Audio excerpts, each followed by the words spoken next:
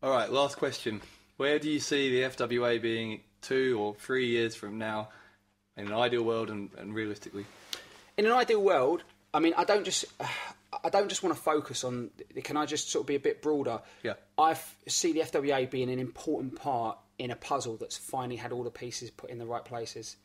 That, you know, I don't see it as being. It may be a central piece to that puzzle, but this puzzle is something I've been playing around with since I was a kid. You know, since I saw my first sort of British wrestling show and thought this is what I want to be involved in. Since I used the media equipment at school during my A level to make the first music wrestling videos in Britain, you know, like in '97 and stuff.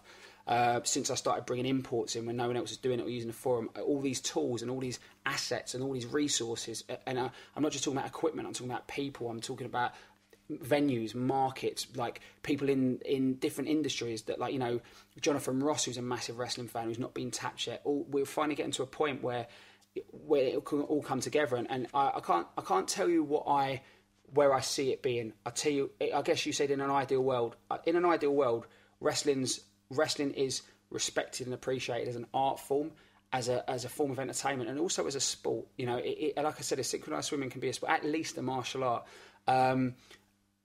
And you no longer have to explain to somebody what wrestling is because they get it. Imagine if actors had to keep explaining to people why films weren't rubbish.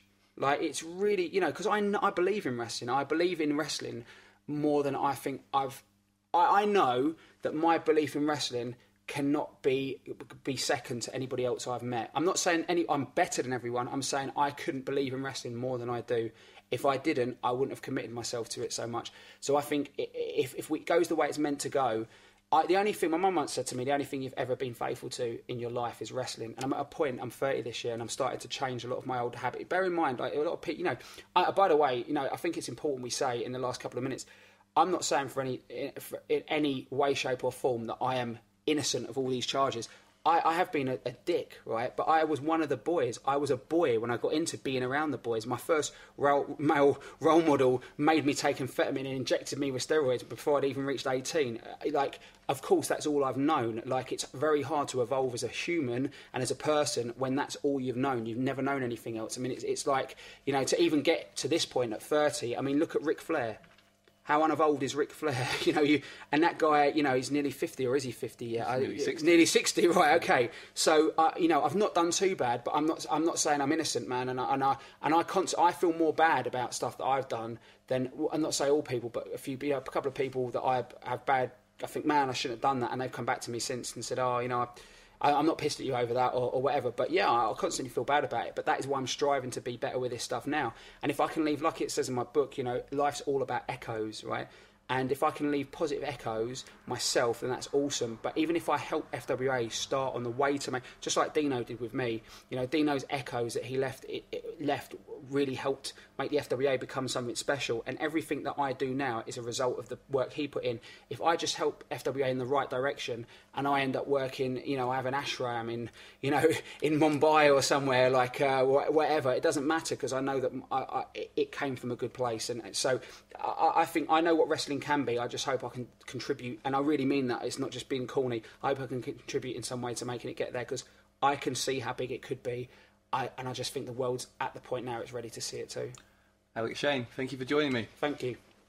So, there you have it, the ever forthright Alex Shane.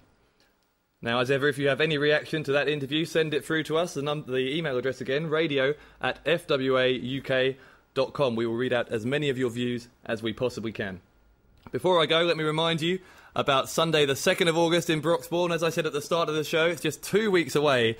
FWA New Frontiers could well be remembered as the start of a new era for British wrestling, so make sure you are there to see it live. What a memorable night of action it promises to be, not least because of those qualifiers for the FWA World Heavyweight Championship Tournament, including the main event, the governor of British wrestling, Martin Stone, against perhaps the UK industry's biggest ambassador, the irrepressible TNA star, Doug Williams. Stone and Williams are main event at New Frontiers. Also, another qualifying match. The man that gravity forgot, Newcastle's own Pac, will be going up against the hugely talented powerhouse, Leroy Kincaid. Only one man can advance to that tournament. That's going to be a heck of a match as well. Bubblegum, he will be in Broxbourne, and he's made a career of upsetting the odds, but he will have to do it again and then some if he's going to advance to the tournament. He's going up against the human hate machine, Birmingham's Dave Morales, in another qualifier. And our fourth qualifying match, two long-time rivals collide again, but with more at stake than ever, as one of them will be knocked out of that tournament at the very first hurdle. Terry Fraser, Joel Redman, a place in that tournament at stake. Plus, the FWA of old meets the FWA of new in a qualifier for the flyweight tournament that's coming up in the coming months as well. Johnny Storm and Jody Fleisch, Rockstar Spud, Mark Haskins, a fatal four-way, and one of those men will go forward into the flyweight tournament. We're going to crown a new FWA flyweight champion before the end of the year. The FWA Tag Team Division begins. It's the northern combination of Joey Hayes and CJ Banks against perhaps the hottest team of 2009, the leaders of the new school. Plus, El Ligero will be in Broxbourne. He'll be giving us an update on the condition of his shoulder after the recent injury he suffered, and much, much more as well. So make sure you don't miss out. If you'd like to be in Broxbourne on the 2nd of August for FWA New Frontiers, go to fwauk.com to get tickets, or phone the box office of the Broxbourne Civic Hall. That's 01992 441 946. That's 01992 441 946. Alright, last thing before I go, I need to tell you about our interview next week. You thought the interview with Alex Shane was controversial over the past couple of weeks. Well, wait till you hear what Phil Flash Barker had to say. I was talking to him about some of the trials and tribulations he's been through in his life in the past couple of years. Have a listen to this.